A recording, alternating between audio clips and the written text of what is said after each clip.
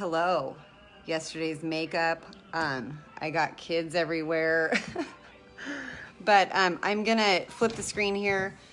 I almost finished my vest last night. I finished the V and one armhole, and it was like 12:40 in the morning, and I scratched myself. My God, you guys. And then up here.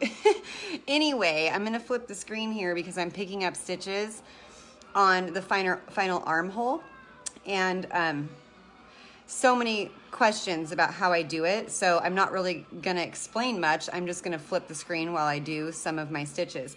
I just watched a little bit. Hi, Penny. Cameronello. Grandma's on here. Hi, Grandma. So we're gonna pick up some stitches. My sweater vest is damn near done, just one armhole left, and I just watched a video I did on my Seahawks vest with picking up stitches. It's just hard to find everything and tag everybody, so I'm just gonna show you real quickly. I'm halfway around my armhole, and then you can see how I do it. I'm gonna flip the screen and explain a little bit of the OCD. Here we go. And Penny, Cameron is so excited that you're picking him up from school today. Okay, here we go. Let's pick up some stitches. Hi, Karen. I gotta get a little closer, sorry. Okay, here we go.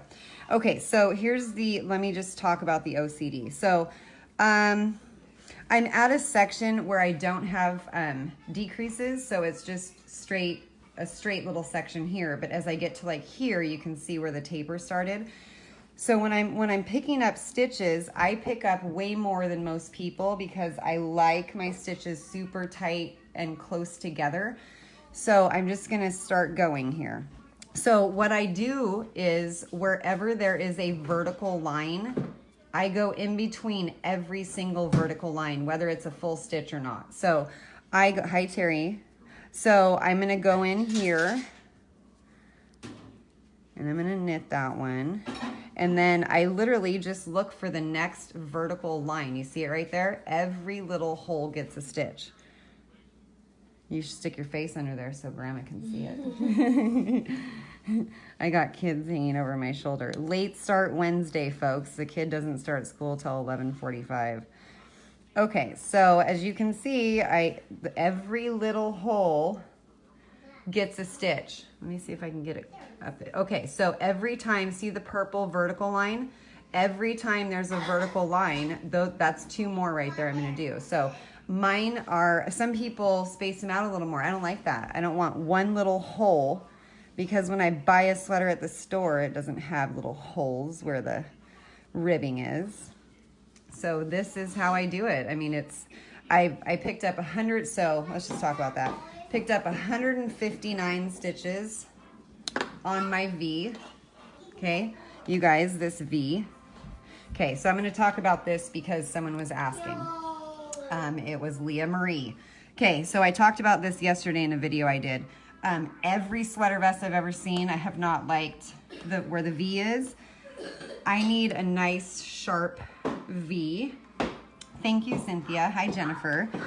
So this V, I like the 2x2 rib, but when you do a 2x2 rib, you do not get this perfect V. So what I do with this pattern as I work bottom up, and when I go to split my stitches, the front stitches and the back stitches, I leave one center stitch on a crochet stitch marker and I leave it live. And then when I finish the front, like completely, as I pick up my stitches, I pick up this live stitch in the center. And as you can see, there's only one knit stitch right there, but it's flanked by 2 purls. Now keep in mind, I purl under my needle, which gives me the nicest, tightest ribs. Hey, Verlyn. Thank you. So anyway, the reason my V is so perfect is because there's a single knit stitch here flanked by 2 purls, and then I carry on with my 2x2 rib. So if that makes sense, thank you guys. I'm wearing this afternoon. So that's the V. So when I pick up all these stitches, I started with a live center stitch. And so, and I always start picking up in the back or under the armpit. So it's kind of hidden where I start. But that V is so perfect because there's only one knit stitch right there, and it just folds it in like so nicely. So anyway, let's pick up some more stitches here. If you just chimed in, I go into every little hole possible. Let me pull this back a little bit. I just said a minute ago, I go for every time I see a vertical thread, like right there's a yellow one. So every time there's a vertical piece, I go in there. So my recommendation is the more picked up stitches, the better and the neater it looks. And then when I go in, as you can see, I'm going in, it's hard to see over my phone. Okay, so I'm going in, there's 2 strands there. That's a whole stitch, right? You don't want to do one because that's not sturdy enough. So you want to go in underneath both of those threads there and then pick up another one. And then I just keep going and going. So I have 124 stitches on my first armhole that I already did. This is the last section of ribbing for me. Okay, so this is what I talked about on my other video. So here is where I started. This is where my decreases are, okay? So I've got knit 2 togethers and some other things here. I go into both. So a lot of people would only go into, you see the knit 2 together here, the light blue and the royal blue? I go into 2 places on a knit 2 together. I'm trying to read stuff as I go, you guys. I know this is so pretty. I cannot wait to wear this. Okay, so here's a knit 2 together. I think most people tend to go in right here.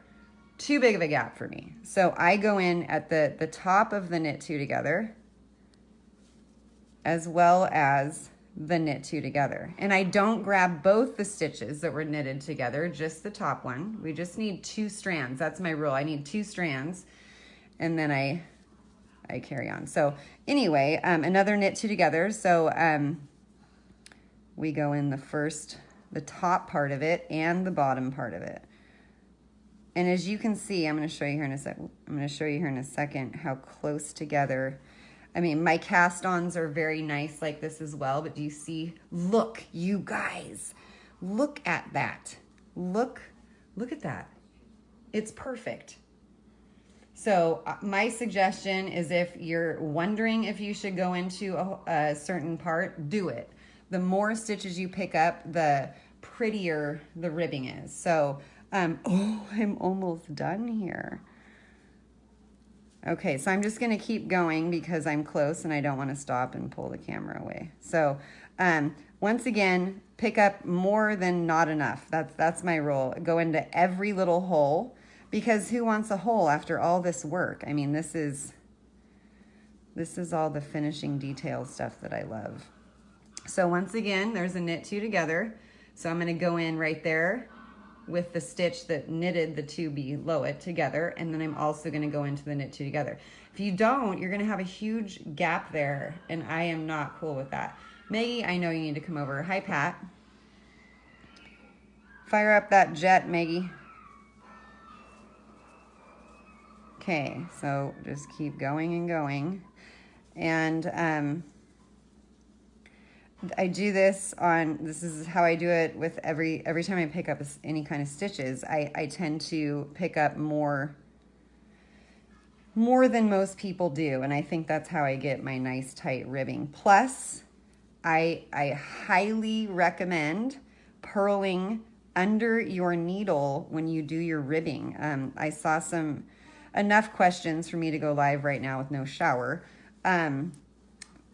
But my ribbing is the way that it is for multiple reasons. I'm very OCD, and I purl under my needle. And I will I'm going to be here in a second to be able to start that. So I will show you how I purl under my needle. And I've already done videos on this, but when you purl under your needle, you use like half the amount of yarn, and it cinches so nice and tight, so nice and tight.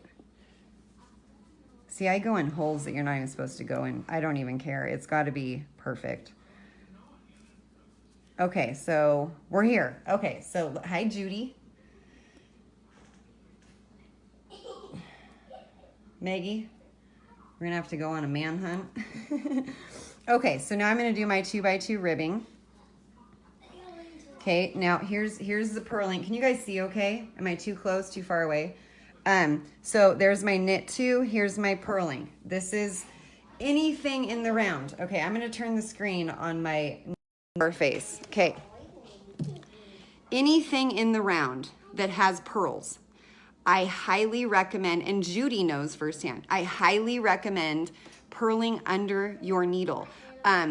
Like the sizes offered in my hats, some people knit a little looser than I do, plus I purl under my needle on everything in the round. So my brims, I like 110 stitches in my brims for my head. And it is so nice and snug that way. And then once I switch to a bigger needle and I do the crown of my hat, it allows for great slouch, extra slouch if I want, etc., etc. So I'm going to show you how to purl under your needle.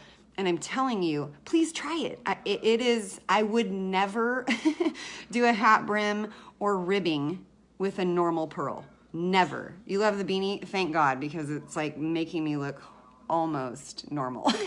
Okay, so here is, yes, Judy, it's so pretty. So I'm gonna flip the screen. I'm gonna show you the ribbing on the bottom of my sweater vest. It's just like, so let me turn the screen one more time and then we'll work some purling under the needle. Okay, so here is you guys. Do you see? I mean, I feel like I'm looking at something I bought at a store. Say hello to Paw Patrols. Okay, so here's my ribbing, you guys. This is a 2x2 rib.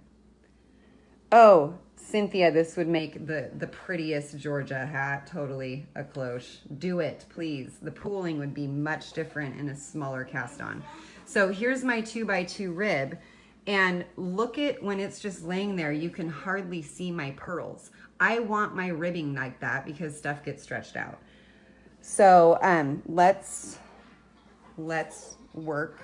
Did I lose anything? No, okay. So let's do some pearls here. I do all pearls in the round. I purl under my sweaters. It's so weird to talk with just my hands here. My sweaters, all the pearls that flanked the cables on my sleeves, every pearl in the round is done this way. So let's do some, this thing. You guys, I have a thigh gap. I'm too skinny to hold the selfie stick between my legs. I have to cross them. Okay, here we go. So purling under the needle, you guys. Please do it. Please do it, especially if you're using my patterns, because you're not going to get the same result that I do. So, okay, so I'm going to purl, like go in like a normal purl. Now, a normal purl is wrapping this way, right? I wrap under the needle. Now, if you see this, see how much yarn it takes to go all the way around the needle? Now, watch what happens when you purl under. I use like half the amount of yarn, half. Okay, so purl under your needle and you will have the most beautiful ribbing ever. This is my answer to all the questions this morning about my ribbing and picking up stitches. Purl under your needle. I'm telling you. Hi, Kathy. Hi, Florence. How you doing, sweet cheeks? Okay, so here's 2 knits and then back to purling under the needle. I really want all of you to try this. You will not regret it. So I go in like a normal purl, and then instead of wrapping over the needle, and it uses that much yarn, I wrap under the needle and it uses half the amount of yarn. Now, because it uses half the amount of yarn, that's what makes it so nice and snug. So everything in the round, I purl under my needle. Thank you, Edie. Everything I do is all trial and error. So by the time I have a technique, I can explain it in my sleep because there's always very good reasons why I do everything that I do. And then can we just once again talk about these picked up stitches? Look at that. Look at it. Look at it. I love it. Okay, so where are we? Okay, so once again, normal purl. Yes, I'm left-handed, normal purl. Go under your needle and try that. I want you to try that. And I'm telling you, if you have any of my patterns that are knitted in the round, please cast one on soon and work the purls the way that I'm doing this, and you won't regret it. I'm telling you, that's how my ribbing is so perfect. So this is just probably like watching paint dry at this point because it's just some 2x2 ribbing.